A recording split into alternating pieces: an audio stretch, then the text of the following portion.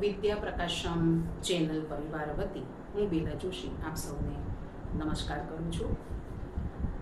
ઘણા બધા કલીગ અને ઘણા બધા પેરેન્ટ્સ એમના ઓપિનિયન જાણવા મળ્યા અને વિચાર એવો થયો કે આજકાલનો વર્તમાન સમયનો જે મૂંઝવતો પ્રશ્ન છે સૌ કોઈને, માતૃભાષા ગુજરાતી માતૃભાષા હોવા છતાં પણ ગુજરાતી વિષય ધીમે ધીમે બાળકોનો નબળો થતો જઈ રહ્યો છે. તો એના ઉપર ધ્યાન આપી હું આજનો વિડીયો લઈને આવી રહી છું.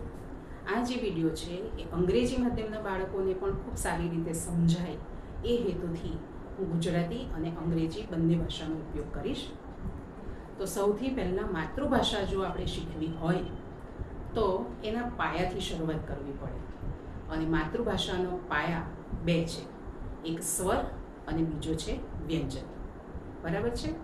તો આજે આપણે માતૃભાષાનો જે સૌથી પહેલો જે બેઝ છે, સૌથી પહેલું પગથિયું એ છે સ્વર. એનાથી શરૂઆત કરીએ તો ગુજરાતી ભાષામાં ટોટલ કુલ 12 સ્વરો છે. બરાબર? અંગ્રેજી માધ્યમમાં ભણતા બાળકો હોય તો એ લોકો અંગ્રેજી ભાષા જો શીખતા હોય તો A to Z એ લોકો આલ્ફાબેટ શીખે છે અને A to Z આલ્ફાબેટમાં એ લોકોના ટોટલ 5 જ સ્વર હોય છે અને એ 5 સ્વરો કયા કયા? તો A, E, I, O અને U, બાકીના કોન્સોનન્ટ્સ. બરાબર? પણ ગુજરાતી ભાષામાં કુલ સ્વરો કેટલા છે? તો 12. અહીંયા તમે જોઈ શકો છો, અહીંયા મેં લખ્યા છે સ્વરને અંગ્રેજીમાં કહેશું વોવેલ્સ. કુલ સ્વરો 12 છે, પ્લસ 1 મેં અહીંયા કર્યું છે તો એક સ્વર મેં અહીંયા એડ કર્યો છે. હવે એ એક સ્વર કયો એડ કર્યો છે, કઈ જગ્યાએ એડ કર્યો છે તે આપણે શીખીશું ત્યારે જોઈશું. બીજી એક વસ્તુ, તો ગુજરાતી ભાષાના જે 12 સ્વરો છે એ 12 સ્વરો ભેગા મળીને 12 અક્ષર ધરાવતી બારાક્ષરી બનાવે છે. હવે એ બારાક્ષરી કેવી રીતે બનાવે છે? તો સ્વર, એની માત્રા અને વ્યંજન એ બંને ભેગા થઈ અને 12 અક્ષરની બારાક્ષરી બનાવે છે. તો આજે આપણે સ્વરો અને એની માત્રાઓ, બરાબર, એના વિશે આપણે જોશું. તો શરૂ કરીએ. ચાલો. તો ગુજરાતી ભાષામાં ટોટલ 12 સ્વરો છે. બરાબર? જેને આપણે વોવેલ્સ કહેશું. એમાં પહેલો વોવેલ્સ કયો છે? તો તમે અહીંયા જોઈ શકો છો અ. હવે અ જે છે એની અંદર કોઈ જ પ્રકારની માત્રા નથી એટલે અહીંયા હું ડેશ કરું છું. બરાબર? બીજો છે સ્વર અહીંયા આ. હવે આ જે વોવેલ છે, આ જે સ્વર છે, બરાબર, એની માત્રા કઈ છે? તો કે આને કહીએ કાનો. બરાબર? ઇંગ્લિશમાં આપણે જોઈએ તો સ્ટેન્ડિંગ લાઈન જેવું છે તો એને આપણે આની માત્રા કહેશું અથવા તો કાનો કહેશું. અને કાનો આ. ત્રીજો સ્વર એ છે ઈ. પણ એ ઈ કયો છે? તો મોટે ભાગે અંગ્રેજી માધ્યમના બાળકો ટેવાયેલા હોય છે નાનો ઈ અને મોટો ઈ. છોટે ઈ કી માત્રા, બડે ઈ કી માત્રા, છોટે ઉ કી માત્રા, બડે ઉ કી માત્રા. બરાબર? એ રીતે ટેવાયેલા હોય છે. પણ ગુજરાતી ભાષામાં જે નાનો જે ઈ છે એને આપણે કહીએ છીએ હસ્વ ઈ. શું કહીએ છીએ? હસ્વ ઈ. બરાબર? અને હસ્વ ઈની માત્રા છે આ પ્રમાણે. બરાબર છે? એના પછી આવે છે મોટો ઈ, જેને તમે કહો છો, એટલે કે મોટો. એના માટે શબ્દ છે ગુજરાતીમાં દીર્ઘ. બરાબર? દીર્ઘ ઈ. તો દીર્ઘ ઈની માત્રા કઈ છે? આ પ્રમાણે. આ થઈ દીર્ઘ ઈની માત્રા. ત્યાર પછી આપણે જોઈએ છીએ ઉ. હવે આ ઉ કયો છે? હસ્વ ઉ. હવે તમને ખ્યાલ આવી ગયો છે. બરાબર? ઈ અને ઉ, આ બે, આ બંને ઈ અને આ બંને ઉ. બરાબર? એમાં જ એવું છે કે એક ઈ નાનો છે, એક ઈ મોટો છે. એક ઉ નાનો છે, એક ઉ મોટો છે. એકનું પ્રોનાઉન્સિએશન શોર્ટ છે, એકનું થોડું લોંગ છે. એ રીતે. તો ગુજરાતીમાં જે નાનો છે એને આપણે કહીશું હસ્વ, મોટો છે એને આપણે કહીશું દીર્ઘ. તો હવે અહીંયા નાનો ઉ છે તો હવે તમને ખ્યાલ આવી ગયો હશે. નાનો ઉ એટલે હસ્વ ઉ અને એની માત્રા છે આ પ્રમાણેની, બરાબર, હસ્વ ઉની માત્રા. ત્યાર પછી છે દીર્ઘ ઉ, તો દીર્ઘ ઉની માત્રા છે આ પ્રમાણેની, બરાબર. હવે તમને કંઈક દેખાતું હશે આ બોક્સમાં ગ્રીન કલરથી લખેલું, જેના ઉપર મેં સર્કલ કર્યું છે, આ છે રૂ, બરાબર. એનો પણ સ્વરમાં સમાવેશ થયેલો છે, બરાબર. આ પણ હસ્વ સ્વરમાં આની ગણતરી થાય છે. તો આની માત્રા કઈ આવશે? આ પ્રમાણેની, બરાબર છે. ત્યાર પછી છે એ, તો એમાં માત્રા છે એક માત્રાની, એક માત્રા અને એક માત્રા એ. પછી આવશે આની ઉપર કેટલી માત્રા દેખાય છે? 2, તો અને 2 માત્રા અ. એના પછી છે ઓ, તો ઓ, તો એની માત્રા શું છે? તો કે કાનો અને માત્રા, કાનો અને માત્રા. અની અંદર કાનો અને માત્રા બંને જો ભેગા થાય તો શું બને છે? ઓ. ત્યાર પછી આવે છે ઔ, તો અની અંદર કાનો અને 2 માત્રા એ ભેગા થવાથી બને છે ઔ. પછી છે અને માથે મીંડું અમ, આ અ છે એનું માથું છે, એના ઉપર મેં મીંડું કર્યું છે, બરાબર.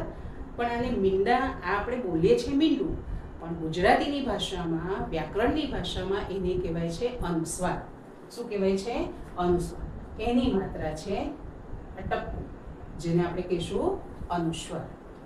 અને છેલ્લે છે અહ, અને આ 2 જે ટપકા છે એને કહીશું આપણે વિસર્ગ, અને વિસર્ગ અહ, બરાબર. તો એની માત્રા છે આ વિસર્ગ, બરાબર. હવે ગુજરાતી મીડિયમના બાળકો જ્યારે શીખતા હોય તો એ લોકોને આમાં ખૂબ સહેલાઈથી સમજણ પડી જાય, પણ અંગ્રેજી માધ્યમના બાળકો જ્યારે શીખતા હોય ત્યારે એમના માટે તો અ એટલે એમના માટે થઈ જાય એ, બરાબર છે. આ એટલે થઈ જાય એમનો ડબલ એ અથવા તો એ. ઈ તો એના માટે થાય છે આઈ. દીર્ઘ ઈ તો એના માટે થાય છે ડબલ ઈ અથવા આઈ પણ થાય. ઉ તો એના માટે થાય છે યુ. ઉ દીર્ઘ ઉ તો એના માટે થાય છે ડબલ ઓ. હવે અહીંયા ધ્યાન રાખજો, ગુજરાતીમાં આપણે એને રૂ કહીએ છીએ, આપણે ઋષિ બોલીએ છીએ. હિન્દીમાં, ઇંગ્લિશમાં ઋષિ એવું બોલે છે, બરાબર. પણ ગુજરાતીમાં બોલીએ છીએ આપણે રૂ, બરાબર. તો યુ, આર યુ. પછી અહીંયા છે એ, બરાબર, એક માત્રા એ.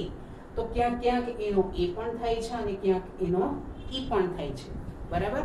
જો અંગ્રેજી માધ્યમવાળા બાળકો જો ફોનેટિક શીખતા હશે તો એ લોકોને તરત જ ખ્યાલ આવી જશે. ત્યાર પછી છે ઐ, એના માટે અંગ્રેજીમાં છે માત્રા માટે એ અને આઈ. ઓ તો એના માટે છે ઓ. ઔ તો એના માટે છે એ અને યુ. અમ તો એના માટે છે એ એમ અથવા એ એમ. ક્યારેક ક્યારેક અનુસ્વારનો ઉચ્ચાર મ પણ થતો હોય છે, ક્યારેક ક્યારેક ન પણ થતો હોય છે, બરાબર. તો અનો એ અને અનુસ્વારમાં જ્યાં મનો ઉચ્ચાર થતો હોય ત્યાં એમ લખવાનો, નનો ઉચ્ચાર થતો હોય ત્યાં એમ લખવો. અને છેલ્લે છે અહ, તો એ એચ, બરાબર. અ હ. આ પ્રમાણે આ સ્વરો 12 પ્રકારના સ્વર અને રૂ મળીને 13 પ્રકારના સ્વરો ભેગા થાય છે. અને આ ટોટલ ગુજરાતીના સ્વરો આપણે જોયા. પણ હવે સ્વરોમાં પણ પાછા 2 પ્રકાર છે, જેમ આપણે જોયું ને. પહેલો સ્વર છે હસ્વ સ્વર અને બીજો સ્વર છે દીર્ઘ સ્વર. હવે હસ્વ સ્વર કોને કહેવાય? તો કે જેનું પ્રોનાઉન્સિએશન બહુ ટૂંકું થતું હોય, જેનો ઉચ્ચાર ટૂંકો થતો હોય, નાનો થતો હોય, શોર્ટ પ્રોનાઉન્સિએશન થતું હોય, એવા જે વોવેલ્સ છે, એવા જે સ્વરો છે એને આપણે કહીશું હસ્વ સ્વરો, બરાબર. તો એ હસ્વ સ્વરો કયા કયા છે તો જોઈએ આપણે, બરાબર. તો આ 12 જે સ્વરો છે, 13 જે સ્વરો છે, એમાં પહેલો હસ્વ સ્વર છે અ, અહીંયા હું લખું છું હસ્વ સ્વર, એમાં પહેલો છે અ, પછી કયો છે ઈ, હસ્વ ઈ, પછી કયો છે હસ્વ ઉ, અને પછી કયો છે તો કે રૂ. બરાબર, 1 2 3 અને 4 ટોટલ 4 જે સ્વરો છે. બરાબર, એ સ્વરો કેવા સ્વરો છે? હસ્વ સ્વર, કે જેનું પ્રોનાઉન્સિએશન શોર્ટલી થાય છે. બરાબર, એટલે એ હસ્વ સ્વર કહેવાય.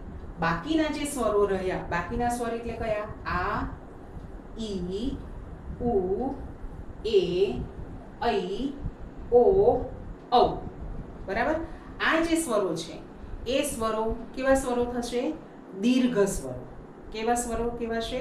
દીર્ઘ સ્વરો. અને અને અહ છે એ માત્રાના ફોર્મમાં, બરાબર, જે તે વ્યંજન સાથે, કોન્સોનન્ટ સાથે જોડાતો હોય છે. બરાબર, એટલા માટે એની આપણે ગણતરીમાં લેતા નથી.